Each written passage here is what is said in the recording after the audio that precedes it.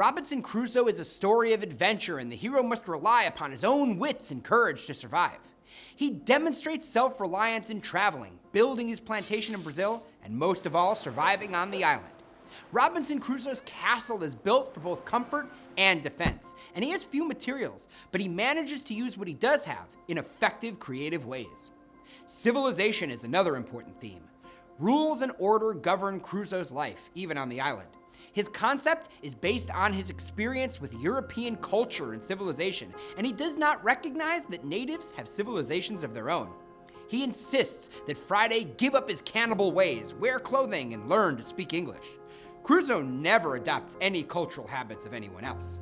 The Spaniards do learn to speak the language of the natives. Crusoe does acknowledge that cannibalism is their culture. They do not see it as a sin. Progress is another important theme.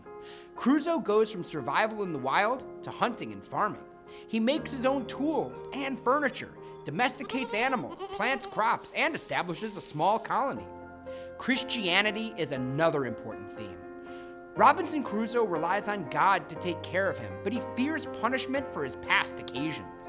He finds his quality of life improves as his faith in God becomes stronger. This is his motivation, and he begins to believe that God has placed him on earth for a reason. Initially, he thinks that was because he survived multiple shipwrecks. God must therefore have some kind of purpose for him. Crusoe teaches his faith to Friday, and soon he seems like a devoted Christian.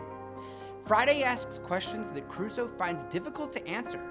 In teaching Friday, he becomes a more understanding Christian himself. Nature is another important theme in Robinson Crusoe, and one of the chief actors in guiding the plot. Nature blows Crusoe's ship onto the shores of the island, but also provides calm seas so Crusoe can salvage from the wrecked ship. Nature provides all that Crusoe enjoys and fears on the island, and Crusoe learns during the novel that nature can provide bounty if cultivated, or destruction if not treated with caution. Crusoe discovers that even his most diligent work cannot overcome some of the forces of nature, which he believes strongly is God's hand at work.